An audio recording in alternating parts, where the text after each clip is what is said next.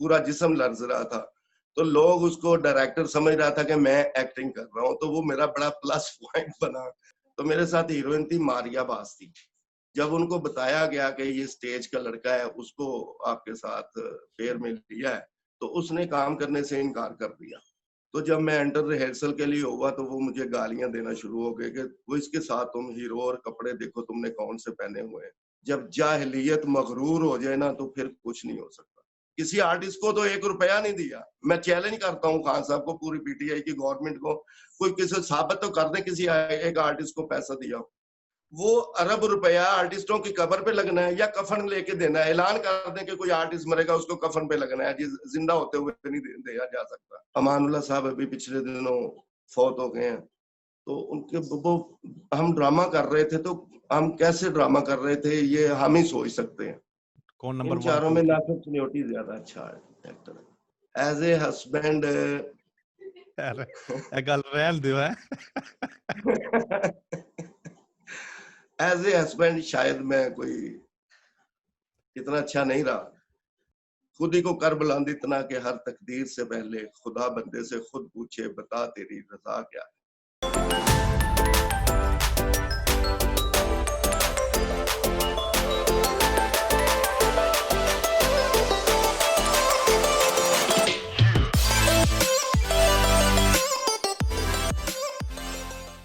अस्सलाम वालेकुम, मैं हूं सलीम अकबर और आप देख रहे हैं chit chat with Salim Akbar.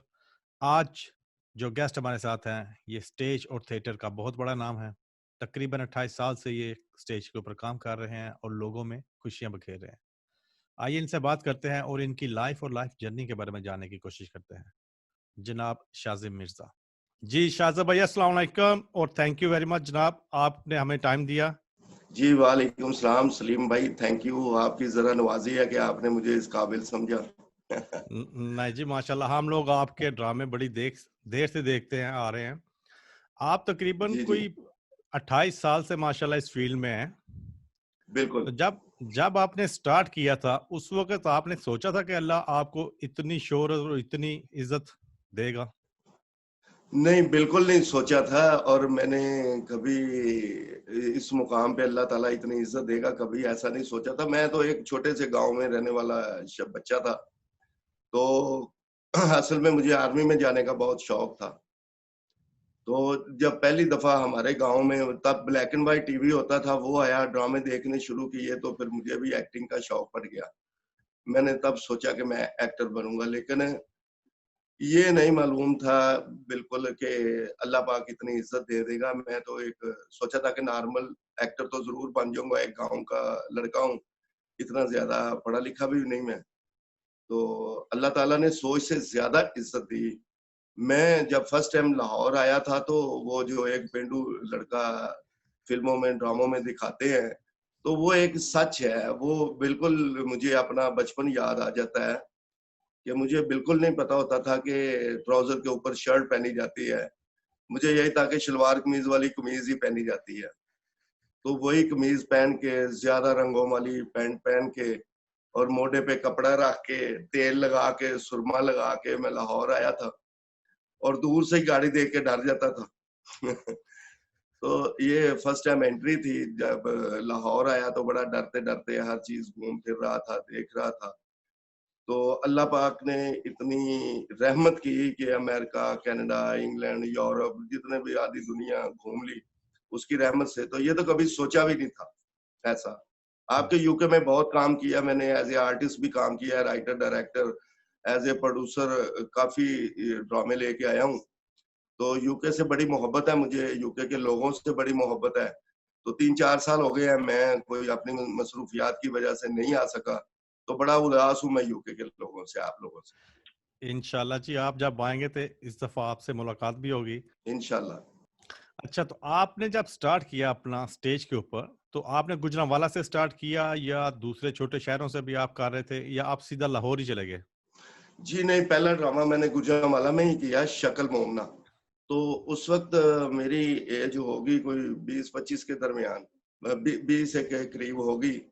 तो पहला रोल जो मैंने किया वो एक 80 साला बूढ़े का रोल किया।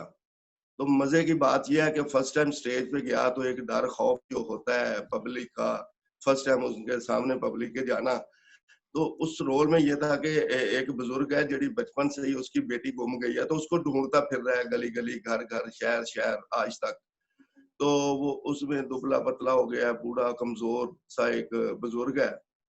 तो वो मैं पब्लिक के खौफ से, स्टेज के डर से ही सचमुच में काँप रहा था, मेरी टाँगें बिल्कुल लर्ज़ रही थी, मेरा पूरा जिस्म लर्ज़ रहा था। तो लोग उसको डायरेक्टर समझ रहा था कि मैं एक्टिंग कर रहा हूँ, तो वो मेरा बड़ा प्लस पॉइंट बना और मुझे बड़ी उसमें इज़्ज़त मिली, शाबाश मिली कि आपने बहुत अच्छा यार आप लगातार इस तरह थ्रिलिंग में रहे हो, वेरी गुड। तो मैं चुप था कि मैं तो डर से काँप रहा था। उन्होंने कहा कि यार तो बड़ा उसके बाद पक्का मैं जी, वो ड्रामा करने के बाद का थोड़ा-सा वक़्फ़ा आ गया, क्योंकि फैमिली मेरी इस काम को पसंद नहीं करती थी। फिर आहिस्ता-आहिस्ता मेरी ज़िद और के आगे वो चुप हो गए। फिर मैं 92 में लाहौर आया और लाहौर में आके फिर मैंने फर्स्ट ड्रामा अल-हमरा में किया 4-5 साल की स्ट्रगल के बाद। सोहेल अहमद साहब मेरे उस्ताद हैं, उनका मैं शागिर्द हो गया। वह वैसे भी हमारे बड़े फैमिली टर्म है मेरे बड़ों के, उनके बड़ों के आपस में। तो उनके ज़ेरे साया ही रहा हूँ। तो अल्लाह पाक ने बड़ी इज़्ज़त दी, शुक्र अल्हम्दुलिल्लाह। माशाल्लाह जी, आपने बड़ा साफ-सुथरा काम किया हुआ है और आपको अपना अल्हम्दुलिल्लाह। अपने ऊपर फ़ख्र होना चाहिए। ये आपने भी स्ट्रग मैं खुद भी कोशिश जी, करता हूँ कि साफ-सुथरा काम करूँ और जिस ड्रामे में हूँ, उसमें भी मेरी कोशिश होती है कि कोई दूसरा आर्टिस्ट भी ऐसा फ़िक्रा, ऐसी चीज़ ना कहे, जिससे कोई फैमिली या किसी की दिल आज़ारी हो। ऐसा ही ड्रामा हम करें जो हम अपनी माँ और बहनों के सामने बैठ के कर सकते हैं। मैं हॉल में बैठी हुई एक कोई भी लड़की हो, औरत हो, कोई भी, तो मैं ये समझता हूँ मेरी माँ-बहन बैठी हुई है, उनके सामने मैं कॉमेडी कर रहा हूँ। तो ये ज़हन में हमेशा रहता है। माशाल्लाह। अपने स्ट्रगल टाइम का कोई वाक़या याद है आपको? बहुत सारे कितने वाक़यात हैं, तब मेरी रहाइश गुजरांवाला होती थी, तो गुजरांवाला से तकरीबन 7-8 साल डेली लाहौर आता-जाता था मैं। तो डेली आना-जाना, बड़ा सफ़र, बड़े वाक़यात इस तरह से होता था। तो मुझे याद है, हमारे एक सीनियर आर्टिस्ट थे, अल्लाह पाक उनकी मग़फ़िरत फ़रमाए, जन्नत में आला मुक़ाम दे, इस दुनिया आमीन। से चले गए हैं। तो वो मुझसे बड़ा प्यार भी करते थे, लेकिन वो उनकी मोहब्बत का एक अंदाज़ अलहदा से था। वो गाली दे देना, लेकिन उनकी उस गालियों में, उस सरज़नश में मोहब्बत ही होती थी। वो जिससे प्यार करते थे उसका हमारी फ़ील्ड में बोलते हैं चेज़ा, एक-दूसरे का मज़ाक उड़ाना, करना। तो वो ऐसी चीज़ों को ना बड़ा करते थे। मैं उस वक़्त साथ-साथ ज़ाहिर है स्ट्रगल में कोई पैसे-वैसे नहीं मिलते थे, कई साल बगैर पैसों के ही काम किया है। तो साथ में दिन में मज़दूरी-शज़ूरी को बिजली का काम करता था, तो मैं काम से फ़ारिग होके मेरे पास एक ही सूट उस वक़्त होता था। तो वो ही धो के, नहा के पाइप से, तो मैं अलहमरा फर्स्ट टाइम मुझे मिला स्क्रिप्ट का रोल। तो कुछ रोल स्ट्रगल में होते हैं, एक थानेदार है, साथ में 3 सिपाही हैं, तो 1 सिपाही आपको बना रहे, जा खड़े हो जाओ जी। लेकिन स्क्रिप्ट का रोल मिलना मेरे लिए ये था कि कोई डिग्री मिल गई है मुझे, पहली डिग्री मैंने ले ली है। माश तो जब माशाल्लाह। मैं एंटर हुआ तो ज़ाहिर है वो सीमेंट वगैरह के दाग लगे हुए थे मेरे कपड़ों पे और मेरा आगे मेन हीरोइन के साथ छोटा-सा रोल था। लेकिन उसमें बड़ा बाबू-शाबू चाहिए था लड़का। तो जब मैं एंटर रिहर्सल के लिए हुआ तो वो मुझे गालियाँ देना शुरू हो गए कि वो इसके साथ तुम हीरो और कपड़े देखो तुमने कौन से पहने हुए हैं। वो काफ़ी उन्होंने मुझे सरज़नश की इस बात की और मुझे कॉलर से पकड़ के अलमरा के बाहर के गेट तक ला के धक्का दे दिया, दफ़ा हो जाओ यहाँ से, कपड़े तो ये पहन के आओ। वो मैं रोता हुआ ऊपर अल्लाह की तरफ देखना शुरू हो गया, लेकिन मैंने हिम्मत नहीं हारी। तो उस दिन मैंने सोच लिया कि मैंने अब इंशाल्लाह किसी मुकाम पे जाना है। तो बस वो बात मेरे दिल में, मैं उनका बड़ा, अल्लाह पाक उनको जन्नत फिरदौस में अल्लाह मुकाम दे, उनका शुक्रगुज़ार हूँ कि उनकी इस बात ने मेरे इरादे को बहुत पुख्ता कर दिया। तो मैंने पहले जितनी स्ट्रगल करता था उससे 4 गुना ज़्यादा स्ट्रगल और मेहनत करना शुरू हो गया। फिर वही अलहमरा था कि एक दौर था कि मेरे ड्रेसिंग जो थी वो एक मिसाल बन गई कि अगर अलहमरा में किसी की ड्रेसिंग देखनी है तो वो शाज़म मिर्ज़ा की देखी जाए। वो बड़ा प्लस पॉइंट था मेरे लिए। माशाल्लाह। आपने इस सारे टाइम में स्ट्रगल के टाइम पे कोई ऐसा टाइम था कि जब आपकी उम्मीद खत्म हो गई या आपको लगा कि यार शायद काम नहीं बन रहा है मेरा? नहीं, ऐसा मेरा ज़िंदगी में कभी भी नहीं आया। मैं जब एक कल्चर कॉम्प्लेक्स में हम ड्रामा कर रहे तो सीनियर आर्टिस्ट आ रही है थी, आवाज। तो मैं वो अपने सीनियर आर्टिस्ट को दबा रहा था, तो अक्सर मैं जो भी सीनियर को देखते थे वो फिर मुझे बुला लेते थे कि यार इधर आना, ये कंधे पकड़ना, ये टांग पकड़ना, मैं दबाना शुरू हो जाता था। तो अल्लाह ताला मुझे दिन ब दिन इज्जत भी दे रहा था। हर ड्रामे में जो भी रोल करता था, वो अगले ड्रामे मेरे लिए और आसान होते थे। प्रोड्यूसर्स वगैरह से की तरफ से बड़ा रिस्पॉन्स मिलता था। तो मैं बिज़ी हो गया स्टार्ट में। तो वो कह रहे हैं कि तुम अच्छे भले आर्टिस्ट हो, अल्लाह ताला ने इतनी इज्जत दी है, तो तुम ये क्या करते हो? उन्होंने मुझे एक शेर सुनाया, खुद ही को कर बुलंद इतना कि हर तकदीर से पहले खुदा बंदे से खुद पूछे, बता तेरी रज़ा क्या है? इस शेर का मेरी ज़िंदगी में बड़ा अमल दखल है। मैं ज़िंदगी के में जो भी काम किया है ना, मैंने कभी ये सोचा नहीं कि मैं इसमें कामयाब नहीं होऊँगा और ये नहीं हो सकता। ऐसा मेरे ज़हन, दिलो-दिमाग में कभी वहम भी नहीं आया। जो काम शुरू करता हूँ, अल्लाह पाक ही उसमें इज़्ज़त भी देते हैं, मुकाम भी देते हैं और मंज़िल भी देते हैं। बल्कि मैं तमाम दोस्तों से ये गुज़ारिश करूँगा, कहूँगा कि आप कुछ भी बनना चाहें ज़िंदगी में, मैं उसकी मिसाल हूँ। एक गाँव में एक सीधा-साधा लड़का है जिसको ये नहीं पता था कि पैंट के नीचे शूज़ पहने जाते हैं, सूट के नीचे शर्ट पहनी जाती है, टाई लगाई जाती है। जिसको इतना भी नहीं था, तो मुझे पाकिस्तान से ज़्यादा अमेरिका, कनाडा, यूरोप में लोगों ने इज़्ज़त दी, ऐसे मुल्कों में जो मेरी सोच से भी नहीं था। लेकिन एक स्ट्रगल थी, एक लगन थी। बड़े ऐसे चीज़ें आई हैं कि ज़िंदगी में उनसे सोच के मायूस होके मैं वापस चला जाता। लेकिन मैं हिम्मत नहीं हारा, पार्कों में सोए हैं, भूखे 2-2 4-4 दिन गुज़ारे हैं, छोटी-छोटी मज़दूरी करके, साथ वाले आर्टिस्ट खाना खा रहे हैं लोग, तो वो कह भी रहे हैं आ खा लो, नहीं सर मैंने खाया हुआ है, थैंक यू। हिम्मत नहीं हारी। तो हिम्मत नहीं हारनी चाहिए, मंज़िल ज़रूर मिलती है। ये मेरा दावा है इस दुनिया में और अल्लाह पे पाक पे यकीन है। माशाल्लाह। कौन सा ऐसा टाइम था स्टेज के ऊपर जब आपको रियलाइज हुआ कि यार अब मैं हिट हो गया हूँ? एक ड्रामा था जन्म जन्म की मैली चादर, जो पूरी दुनिया में हिट हुआ, तकरीबन 4 साल चला। तो उसमें एक आर्टिस्ट ने जाना था लंदन, तो बीच में वो महीना, डेढ़ महीना उसकी रिप्लेसमेंट पे काम करना था। तो वो अफ़ज़ाल अहमद साहब ने उस रिप्लेसमेंट के लिए तो गुजरांवाला, मुल्तान, फैसलाबाद में जितने भी आर्टिस्ट थे ना, 3, 4, 5 वो ब्रिलियंट आर्टिस्ट जो ऊपर अभी निकल रहे थे, सर निकाल रहे थे। तो उ उन सबको इकट्ठा किया। उनमें एक मैं भी था, हमें एक दिन ड्रामा मुख्तलिफ सीटों पे बिठा के ये नहीं बताया कि वो भी देख रहा है, ये भी देख रहा है, हमसे डील की गई कि आपने ये रोल करना है, पाँचों को अलग-अलग। फिर वो 2 दिन ड्रामा दिखाया, उसके बाद 5-6 रिहर्सल्स की, फिर रिहर्सल करके अफ़ज़ाल साहब छुप गए, हॉल के कोने पे छुप गए, छुप के कहने लगे अब बारी-बारी इनसे मुख्तलिफ टाइम पे हमें बुलाया। 4 बजे मुझे बुलाया, पा मुझे फ्री करके 5 बजे उस लड़के को बुलाया, फिर अगले को बुलाया। तो उन पाँचों का काम उन्होंने मूवी बना के फिर देखा, सामने बैठ के भी देखा, तो उन पाँचों में फिर उन्होंने मुझे सेलेक्ट किया उससे कि ये लड़का परफेक्ट है। और जब वो आर्टिस्ट वापस आए, असल जो रोल कर रहे थे, तो अफ़ज़ाल साहब इस बात पे परेशान हो गए कि उससे रोल करवाया जाए या इससे करवाया जाए। अल्हम्दुलिल्लाह मेरा उससे काफ़ी अच्छा काम हुआ, अल्लाह ताला ने बरकत डाल दी। तो फिर वो ड्रामा चलता रहा, मैं भी 2 ढाई साल बकाया जो चला उसका हिस्सा रहा। तो बड़ी खुशी हुई उस दिन। लेकिन मुझे जो शोहरत मिली थिएटर से ज़्यादा टीवी से मिली, मेरा पहला ड्रामा था आशियाना। जौहरी मोहम्मद नज़ीर साहब फुर्र अमेरिका, उसमें मेरी कंटिन्यूटी थी। तो ये भी एक बड़ा अच्छा वाक़या, मैं न्यू कमर में था तो रोल जो था वो सेकंड पेयर हीरो जैसे होता है, वो था तो मेन हीरो काशिफ़ महमूद थे। हम दोनों के ट्रैक थे उसमें। तो मेरे साथ हीरोइन थी मारिया बास थी। जब उनको बताया गया कि ये स्टेज का लड़का है, उसको आपके साथ पेयर में लिया है, तो उसने काम करने से इनकार कर दिया।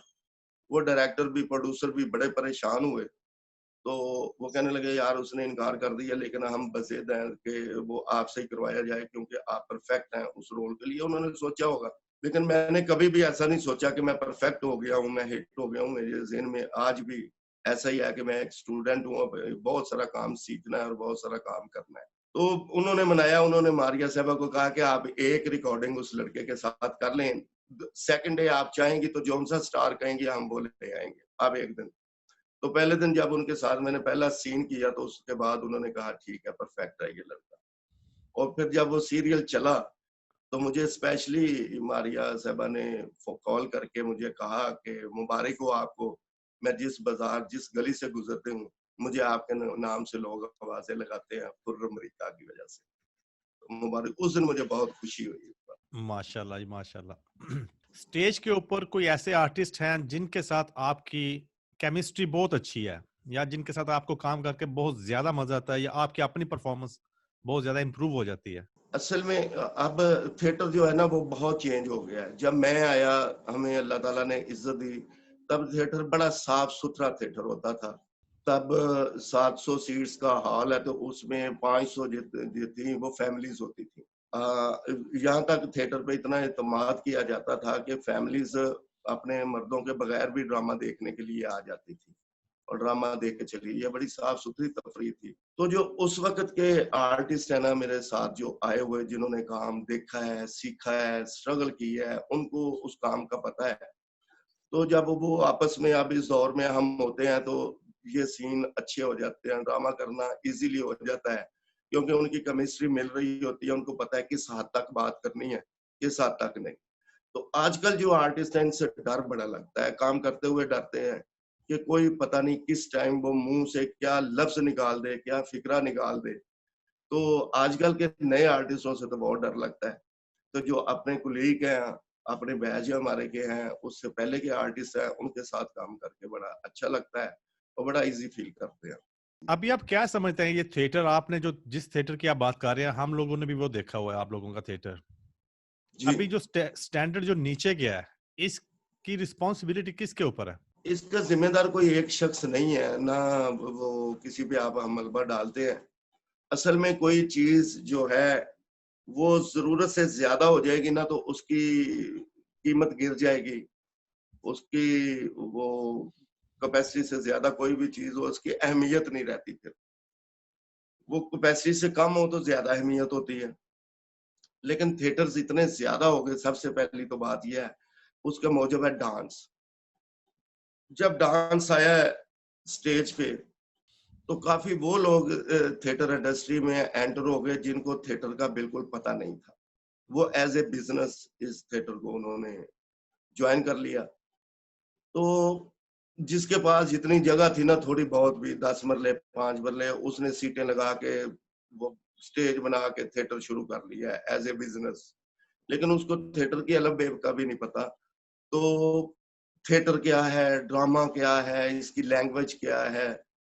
तो अगर कोई जो थिएटर को जानते हैं वो करते हो ना थिएटर तो थिएटर का कभी भी ऐसा हाल ना है। तो उन इन्वेस्टरों ने आके इन्वेस्टमेंट बहुत ज़्यादा कर दी। तो ज़ाहिर है जहाँ इन्वेस्टमेंट होगी, जिन लोगों पे इन्वेस्टमेंट होगी वो उधर के हो जाएँगे। उन्होंने खरीद लिया ज़हनी तौर पे आर्टिस्टों को। उन्होंने प्रमोट करना शुरू कर दिया डांस को। जब डांस प्रमोट हुआ तो ड्रामा पीछे रह गया। सबसे पहले राइटर और डायरेक्टर को हमने माइनस कर दिया ड्रामे से। तो वो खुद ही कोई रिहर्सल नहीं होती, अब पहले रिहर्सलें होती थी बहुत ज़्यादा। फिर इसमें इंतज़ामिया जो है, वो उसकी बड़ी इन्वॉल्वमेंट है थिएटर को बर्बाद करने के लिए। और जब एक शहर में मिसाल के तौर पे लाहौर है, यहाँ पे 4 थिएटर हैं।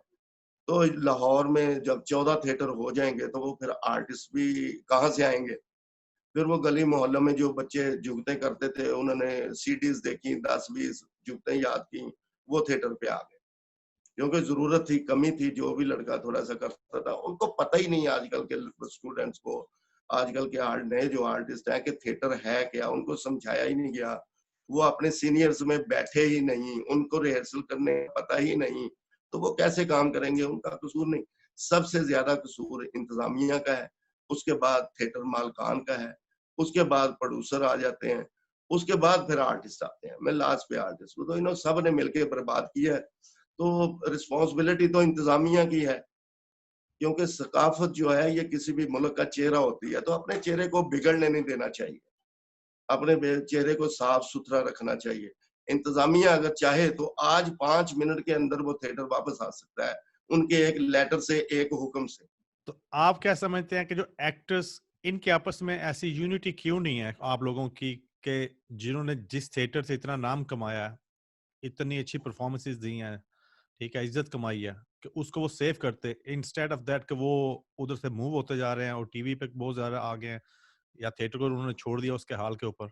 देखें, वो हाजी अलबेला साहब थे, अल्लाह जन्नत नसीब करे, उनसे हाँ, हाँ। मैंने ऐसा कहा कि मैंने कहा, "हाजी साहब, ये थिएटर किस तरफ जा रहा है?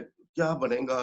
इसका क्या करना चाहिए? कुछ करना चाहिए।" तो उन्होंने मुझे बहुत बड़ी बात की, उन्होंने कहा, "बेटा, जब जाहिलियत मगरूर हो जाए ना, तो फिर कुछ नहीं हो सकता।" थिएटर के असल में जब सोहेल अहमद साहब ने बड़ा लड़ाई की है, बड़ा झगड़ा किया है, बहुत स्ट्रगल की है कि असल थिएटर की शक्ल ना बिगड़े, तो उनके साथ भी जो कुलीग करने वाले थे, वो कहते थे कि हाँ, हाँ, हाँ, नहीं यार, डांस नहीं आना चाहिए, ऐसा नहीं होना चाहिए। लेकिन वो उस पार्टी के साथ भी थे कि होना चाहिए, इसलिए कि उनको वो जहाँ लाख रुपया कमाते थे, वो 4 लाख उनको आ रहा था। थिएटर पे पेमेंट्स बन गई, थिएटर पे इन्वेस्टमेंट लोगों ने ज़्यादा की, टिकट के रेट ज़्यादा हो गए, तो आर्टिस्टों की पेमेंट भी ज़्यादा हो गई।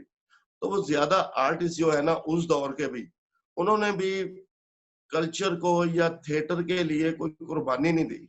वो भी उस ग्रुप में चले गए कि पैसे ज़्यादा आने चाहिए थे ना यार, बस ठीक है, सानू पैसे मिल रहे हैं। थिएटर तबाह हो गया, कौन यूनिटी, कोई किसी आर्टिस्ट की यूनिटी नहीं है, बिल्कुल नहीं है। अगर होती तो उस वक़्त भी इसको रोका जा सकता था। उस वक़्त ही कर लेते जब ये बिगड़ने लगा था, तब रोकने का टाइम था, तब किसी ने नहीं रोका तो अब कौन है? सोहेल अहमद साहब अकेले बेचारे लड़ते रहे हैं, कोई दूसरा आर्टिस्ट उनसे कंधा मिला के नहीं खड़ा हुआ। एक भी, आप तारीख खोल लें, आपको हर अखबार, हर इंटरव्यू में, हर जो है प्रेस कॉन्फ्रेंस में वो अकेले ही नज़र आएँगे। आपकी बातों से लगता है काफ़ी ज़्यादा इमोशनल भी हैं और हर्ट हुए हैं सारी सिचुएशन की जो खराब हुई है थिएटर की। जी, ये जो बहुत हर्ट हूँ और अब ज़ाहिर है हमें काम ही यही आता है, शुरू से बचपन से लेके अब तक काम ही यही किया, कोई दूसरा काम ही नहीं किया।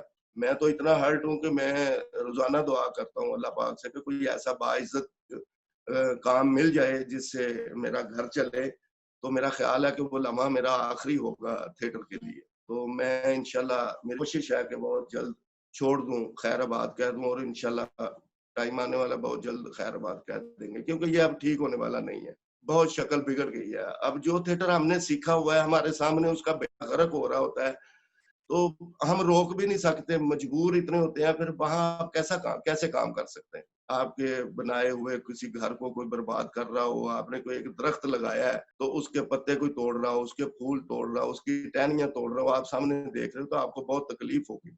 ये जितने सीनियर आर्टिस्ट हैं, इन लोगों ने क्या किया है नई जनरेशन को सिखाने के लिए? क्या कोई एकेडमीज़ हैं जहाँ पे कोई थिएटर का आर्टिस्ट जाके जॉइन करे, सीख के आए? या कि वो सीधे जैसे आप कह रहे हैं कि वो टिकटॉक वगैरह बनाते हैं, सीरीज़ देखते हैं और सीधा आ जाते हैं स्टेज के ऊपर? वही है, कोई एकेडमी नहीं है पाकिस्तान में। गवर्नमेंट ने असल में, गवर्नमेंट ऑफ पाकिस्तान ने आज तक इसको इंडस्ट्री के तौर पे तस्लीम ही नहीं किया। पिछली जो नून लीग की गवर्नमेंट थी, उसके लास्ट ईयर जो है गुजरा है, उसमें कोई हलचल मची थी कि इसको इंडस्ट्री के तौर पे हम कबूल कर रहे हैं, आप बना के दें हमें कोटेशन, ये वो सारा वो सिलसिला चल ही रहा था, तो उनकी गवर्नमेंट नहीं रही। आगे खान साहब आ गए, खान साहब ने बिल्कुल ही एक चीज अगर एक दुकान से 100 रुपए की मिल रही है, तो सामने वाली दुकान से 150 की मिल रही है, तीसरी दुकान से 125 की मिल रही है।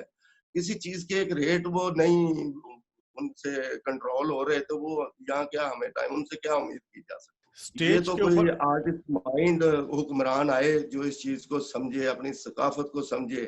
हालांकि थिएटर से जितना टैक्स रेवेन्यू गवर्नमेंट को जा रहा है, तो मेरा नहीं ख्याल कि और किसी इंडस्ट्री से इतना इतना टैक्स रेवेन्यू गवर्नमेंट को मिलता है। तो नुमाइंदगी भी पूरी दुनिया में पाकिस्तान की जाके हम करते हैं, तो वहाँ पे भी पाकिस्तान की इज़्ज़त को कभी हमने पामाल नहीं होने दिया, हम बढ़ाते ही हैं। तो आर्टिस्ट जो है ये आपका एक चलता-फिरता किसी मुल्क का जो है वो एक चेहरा है। वो जहाँ भी जाएगा हँसता हुआ, खेलता हुआ नज़र आएगा, तो लोग समझेंगे कि वो मुल्क भी खुशहाल है। तो जहाँ का वो आर्टिस्ट ही बेचारा, ये देखे ना, अब 5 महीने होने को हैं। करोड़ों अरबों रुपया टैक्स दिया है थिएटर ने।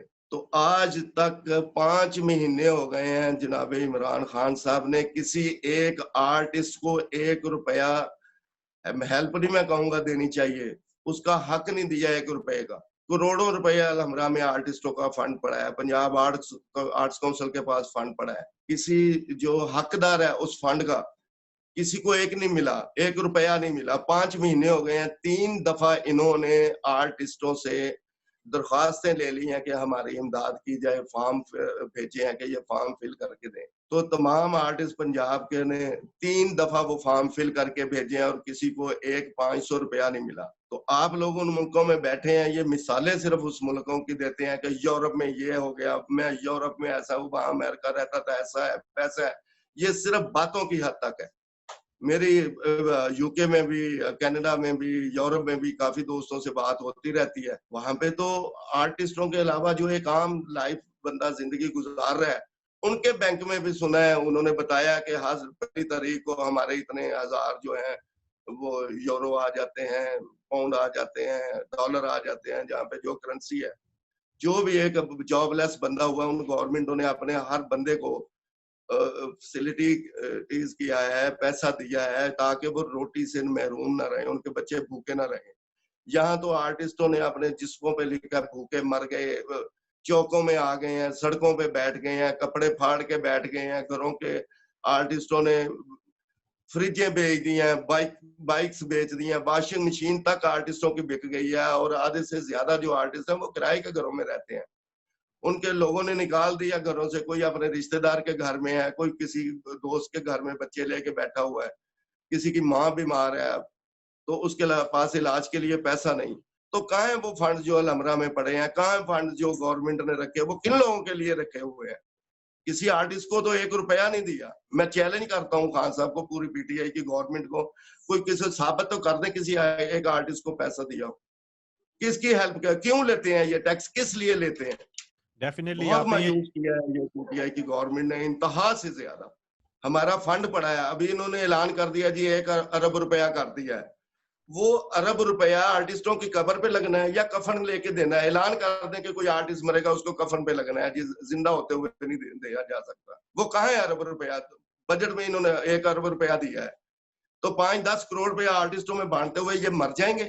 इनको शर्म ही नहीं आ रही बिल्कुल। ये सारी दुनिया को सबको कहते हैं कि इनको शर्म नहीं आती, शर्म नहीं आती। डेली आर्टिस्ट टीवी पे आके मर रहे हैं, पुकार रहे हैं, चीखो पुकार कर रहे हैं। तो ये किस दुनिया में रहते हैं कि इनको पता नहीं चलता? क्या कहें इनको?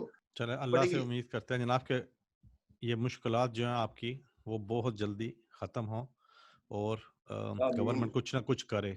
हम लोग अपनी अपनी कैपेसिटी में इंशाल्लाह जितना ज़्यादा इस बात को सोशल मीडिया पे इधर उधर कर सकते हैं ताकि इन लोगों को कुछ शर्म आए और जो आपका हक है वो आप लोगों को मिले। बिल्कुल। अच्छा, थैंक यू। स्टेज के ऊपर जनाब आप माशाल्लाह तकरीबन 28 साल से हर रात को परफॉर्म करते रहे हैं, अभी तक कर जी, रहे हैं। जी। कोई ऐसा टाइम जब आपकी पर्सनल लाइफ में आप बहुत ज्यादा दुखी थे लेकिन आपको स्टेज के ऊपर जाके फिर भी परफॉर्म करना पड़ा लोगों को हंसाने के लिए? देखें आर्टिस्ट जो है, हम भी इंसान हैं, धूप भी लगती है, ठंड भी लगती है, किसी की बात बुरी भी लगती है, अच्छी भी लगती है, अच्छे दिन भी होते हैं, बुरे दिन भी होते हैं। तो आर्टिस्ट जो है वो बड़ा कुछ हसास होता है, इसलिए कि उसने अपने आप को हर रोल में ढालना है। 2.5-3 घंटे का जो ड्रामा होता है तो वो उसकी ज़ात उसके अंदर नहीं होती, वही ज़ात होती है उसके अंदर जो वो रोल कर रहा है, उसी को।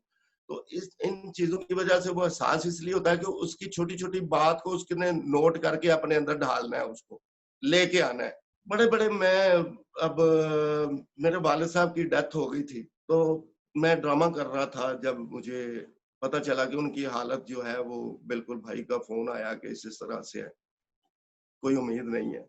तो उस वक़्त ड्रामा चल रहा था, तो उसके बाद ड्रामा करना मेरे लिए बहुत मुश्किल था।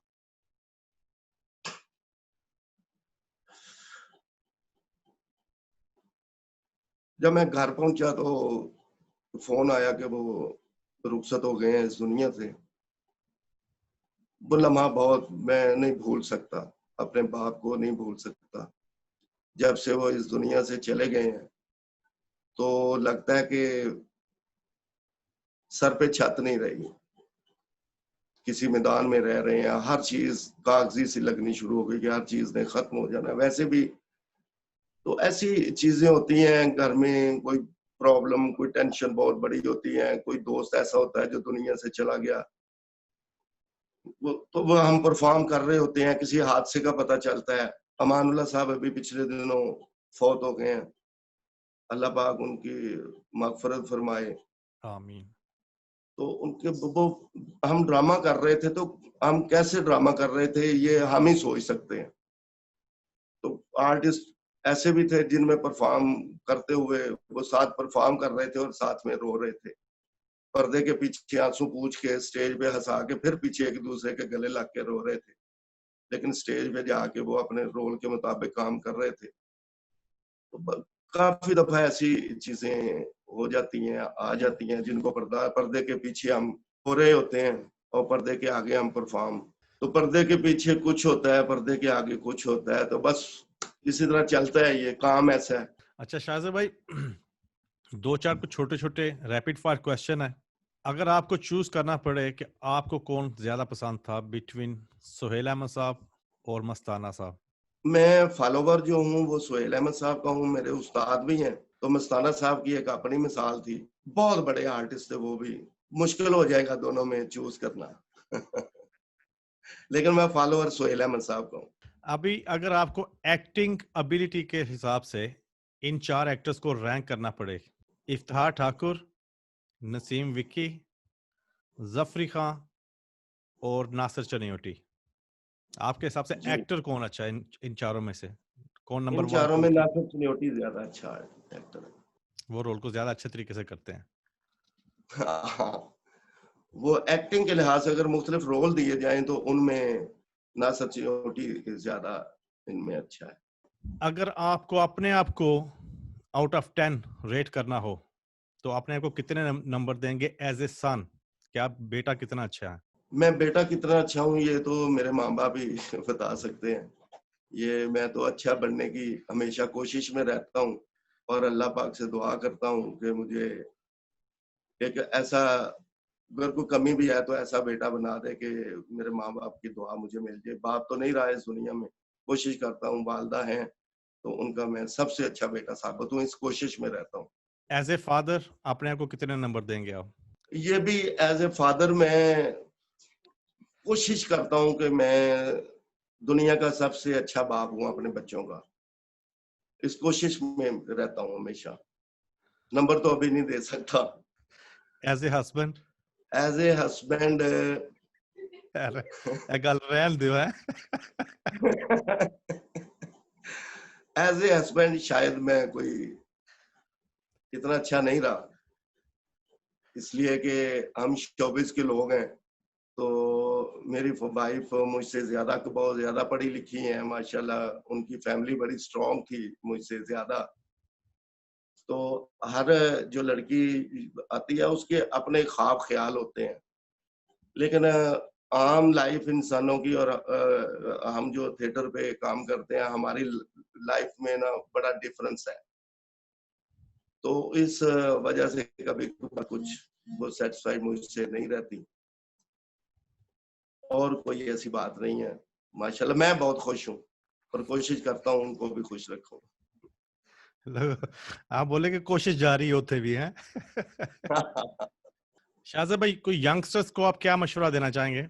मेरा मशवरा ये है मेरा तजुर्बा भी ये है कि दुनिया में कोई ऐसा काम नहीं है, कोई ऐसी मंज़िल नहीं है, जो जिस तक आप पहुँच नहीं सकते, जिसको आप पा नहीं सकते।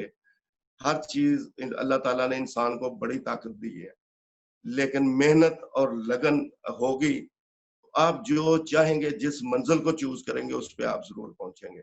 इसमें इ डिसहार्ट ना हों, मेहनत ना छोड़ें, मेहनत से लगे रहें, इंशाल्लाह मंज़िल ज़रूर मिलेगी। और मेरी तमाम दुनिया के लोगों से एक रिक्वेस्ट है आपके वसातत से कि जहाँ हम दुनिया की बहुत तैयारी करते हैं। अभी पिछले दिनों मेरा एक दोस्त था, बचपन का एक ही दोस्त था। बहुत प्यार था उसे मुझे उससे, बहुत मोहब्बत थी, है भी। वो इस दुनिया से चला गया है। तो उसके जाने के बाद ये दुनिया बड़ी छोटी और बेकीमत सी लगनी शुरू हो गई है। कि क्योंकि ये खत्म हो जानी है। हर चीज़ यहाँ से खत्म हो जानी है। तो जहाँ दुनिया की अपने बच्चों के लिए, अपने लिए तैयारी करते हैं, हम घर अच्छा बना लें, गाड़ी अच्छी बना लें, ये कर लें, वो कर लें, ये सारा कुछ यहीं रहना है। इसके साथ-साथ अपनी आखिरत की तैयारी ज़रूर करें, ज़रूर। कोशिश करें कि 99% आगे की तैयारी करें और 1% यहाँ पे रहने की तैयारी करें। अच्छा घर नहीं होगा, कोई बात नहीं, अच्छी गाड़ी आपके पास नहीं होगी, कोई बात नहीं, बैंक बैलेंस नहीं होगा, कोई बात नहीं, क्योंकि ये ज़िंदगी खत्म हो जानी है और वो हमेशा रहनी है। हमारे प्रोग्राम के बारे में कुछ कहना चाहेंगे आप? थैंक यू, बड़ा अच्छा है, बड़ी अच्छी स्ट्रगल कर रहे हैं, आप लोगों के कंधों पे बड़ी ज़िम्मेदारी है।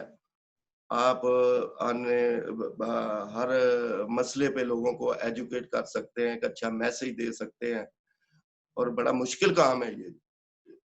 बहुत मुश्किल काम है जो आप कर रहे हैं, अल्लाह पाक आपका हामी नासिर हो। लोगों को आप अवेयरनेस दे रहे हैं, तो देते रहें, अल्लाह पाक आपका हामी नासिर हो, अल्लाह पाक आपकी मदद फरमाए इसमें, मेरी दुआ है आपके लिए। Thank you. बड़ी मेहरबानी शाज़िब भाई, आपने हमें टाइम दिया। बड़ा मज़ा है आपके साथ बात करके। मुझे भी आपके बड़ा अच्छा लगा। आपके प्रोग्राम तो हम लोगों ने स्टेज के ऊपर गुजरांवाला में रॉक्सी थिएटर के ऊपर अर्ली 90s से देखे हुए हैं, देखते थे जाके बिल्कुल, लाहौर जाके देखते थे। आपका बड़ा शुक्रिया, आपकी बड़ी मेहरबानी कि आपने इतने साल हम लोगों को एंटरटेन किया और इसी तरीके से करते रहें। आप अपना सर फख्र से बुलंद करके चलें कि आपने अच्छा काम किया हुआ है, साफ सुथरा काम किया हुआ है। हम लोग फैमिलीज में बैठ के आपके प्रोग्राम, आपके ड्रामे जो है ना, वो बगैर किसी प्रॉब्लम के हम देख सकते हैं। थैंक यू, तो thank you. Thank you very much. ठीक है, अल्लाह थैंक आपको सर, सक्सेस दे जनाब, और अपनी फैमिली और सबका थैंक ख्याल रखिएगा। You sir. ठीक है अल्लाह जी, हाफ़िज़। थैंक यू वेरी मच जनाब। खुदा हाफिज। खुदा हाफिज। जी नाजरीन, तो आपको कैसा लगा हमारा ये प्रोग्राम? उम्मीद है कि आपको पसंद आया होगा।